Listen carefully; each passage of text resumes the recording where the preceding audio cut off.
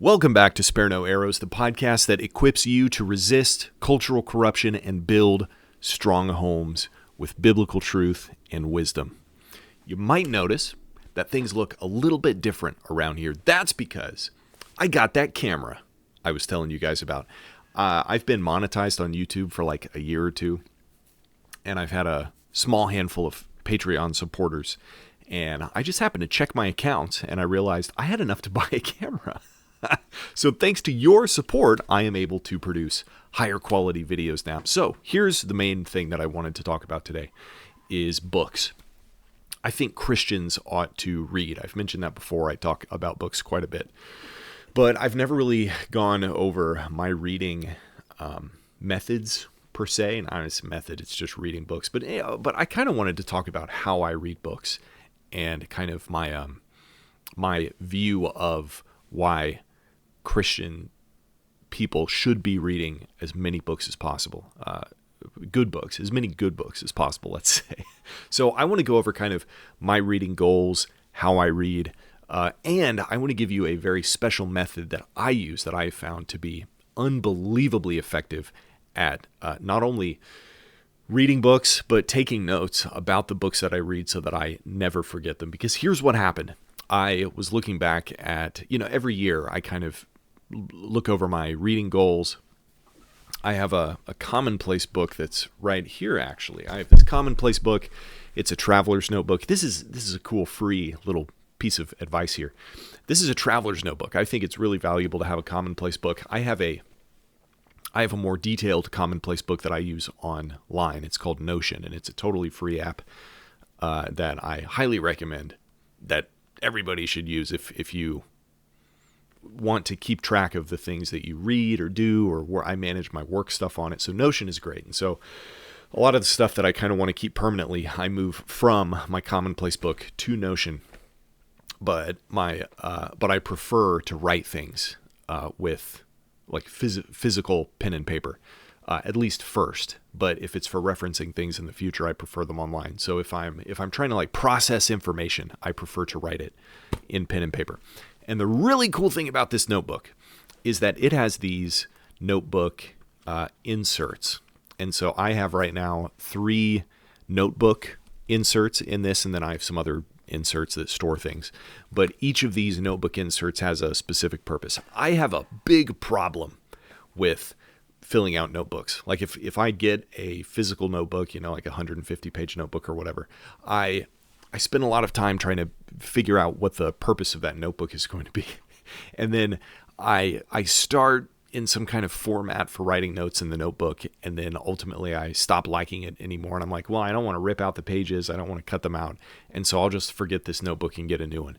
And so I never fill out notebooks because to me, like a notebook is this nice special thing that I want to fill it out. I want to use it to the best of my ability and the best of its capacity. And so instead, this traveler's notebook is such a cool alternative because I'm only committing to like these little tiny cheap notebook inserts. And then if I don't like something or I kind of want to switch directions with what I'm doing, all I have to do is take the insert out, put the new insert in, and I have this nice leather cover for it. And it acts just like, a regular notebook, but I can switch around the order of sections in my commonplace book, whatever. So anyway, basically I have like a notebook in here for book notes and for ideas that I'm processing. And that is where the big ideas from the books that I'm reading go. And then from there, after I finish a book, I do a quick like book review and recap of the main ideas that I want to remember, and I put that into Notion permanently. And then if I want to go back and see my kind of individual low-level thoughts about things, I can go back to my commonplace notebooks that I organize, and I have titles for all of them. So like this one is my 2026 Impressions notebook. And so I can just go back to my 2026 Impressions notebook, and I can flip to the first page, and I can see kind of an index that I've created for myself to see what book reviews or ideas are where in the book. So that is... I was not expecting to tell you about that today, but I think that actually relates to the picture. But I for the past few years with varying levels of success. Last year I didn't do very good at all, but I try to read 52 books a year. And that includes some audiobooks. So I know some people that read, like well over 100 books a year with audiobooks. There's a YouTuber and an author that I like called Ryan Holiday. And you should check him out. He is great. He owns a bookstore. He owns a business. He is an author of multiple books. He likes to republish old philosophy. So he particularly likes the Stoics and like Seneca, and he has republished the works of Seneca and just writes a lot about philosophy. He's a big philosophy fan.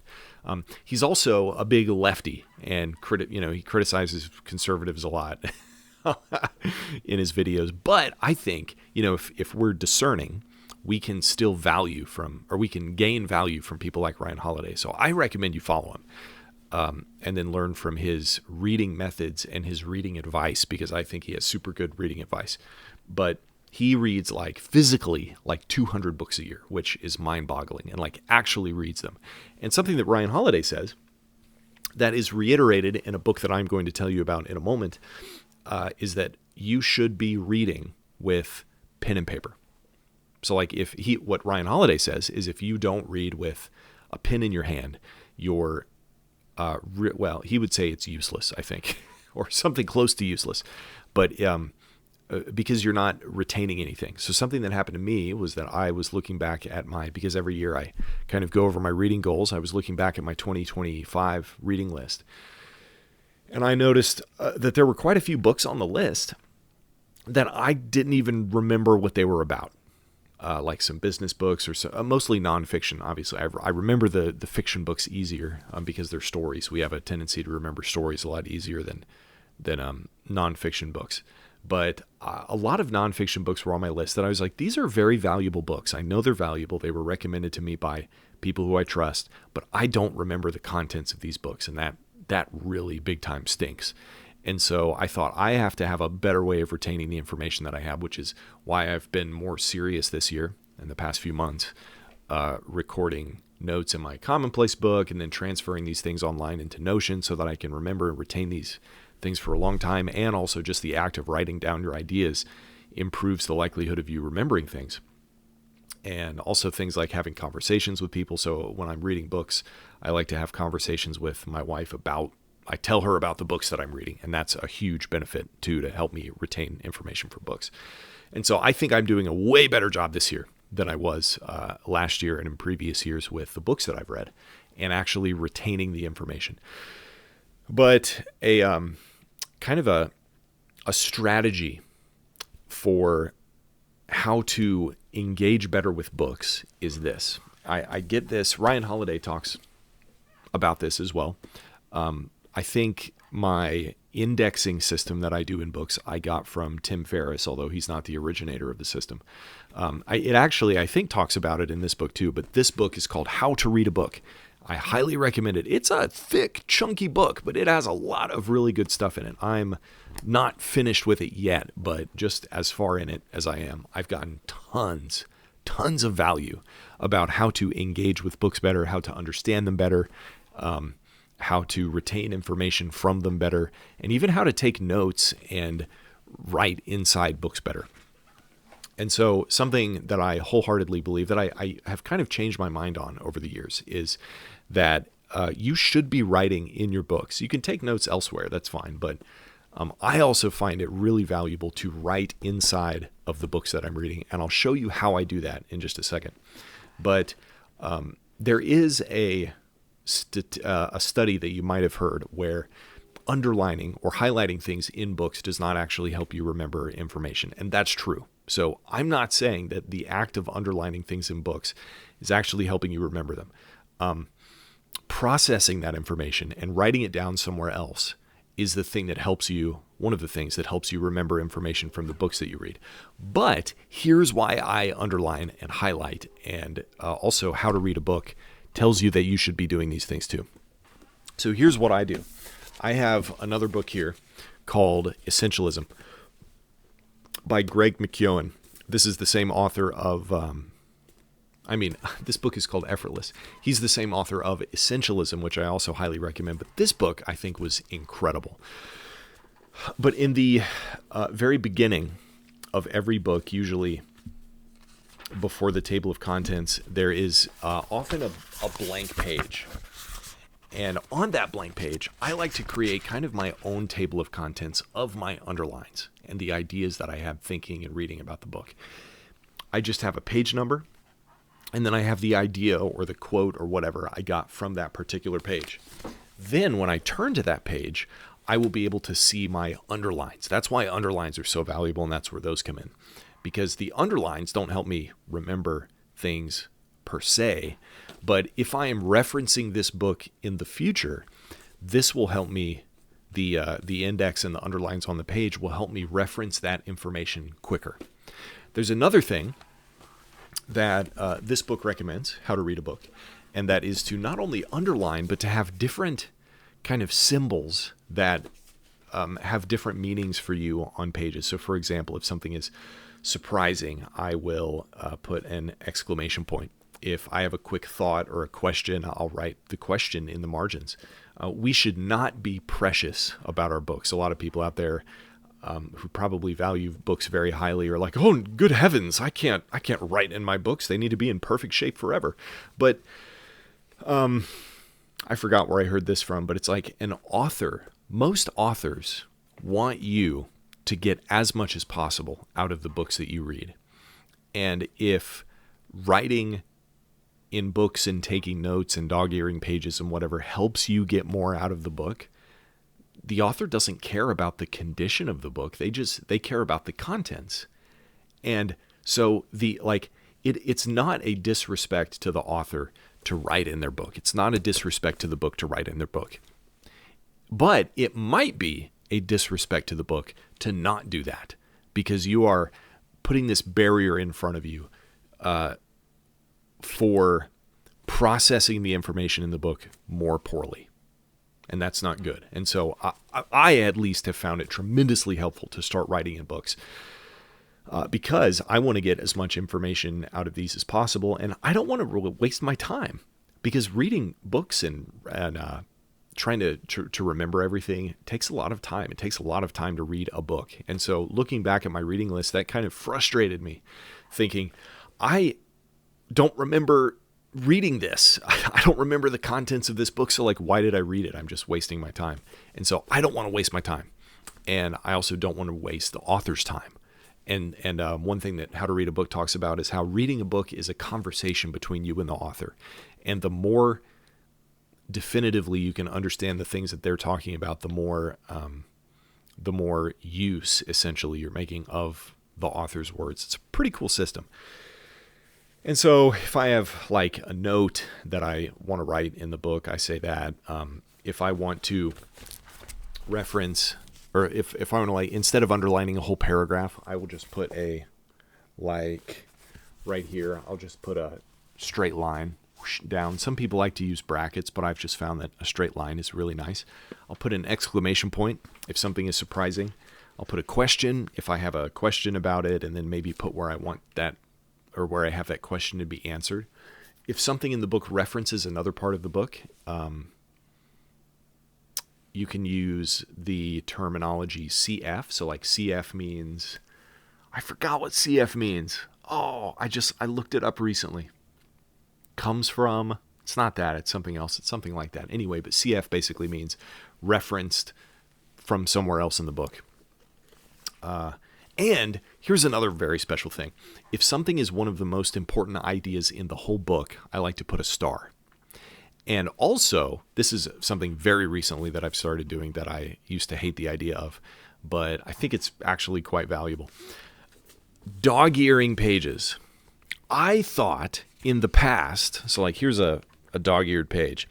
In the past, I would assume that people would only dog-ear pages for a bookmark, so you stop at a page, I don't have a bookmark, and so I'm just going to bend the page over, which to me is just that destroys the book, whatever. And I also would notice, this is really interesting, I would also notice that a lot of old books have multiple dog-eared pages, and I thought that was really weird. And that is something that How to Read a Book recommends, that if something is really, really special in a book that you're reading, you should dog ear that page to make it stand out apart from the other pages so that you can return to those pages even more easily. So I combine that with my index. And in my index, I put the starred pages. And when I go to those pages, I also have those pages dog-eared. So, for example, some of the items in my index have a star. And then when I turn to those starred pages, like this one here, it has a star, and it also has a dog ear. I find that super helpful. Then when I finish a book, like I said, I do a quick recap of the book online with my database. And then I can reference that and search for it and look that information up easily. And then if I want to go deeper and recall information more easily from the books, I go to the books themselves. So that's kind of my process. I also spend, I have at least one dedicated day of the week where my wife and I go to like a coffee shop and read. Having dedicated times to read is really good. I saw a video recently of like have a family quiet time every night, like an hour before bed, where you just spend time reading. I love that, and I think that's a really valuable thing to do. So we're probably going to start trying to do that at least some days a week. Even just yesterday, I spent a lot of time before dinner just reading. I got quite a few books read. But reading books, so like you have access to some of the most intelligent people in the world, some of the most wise people in the whole world, and it's through books.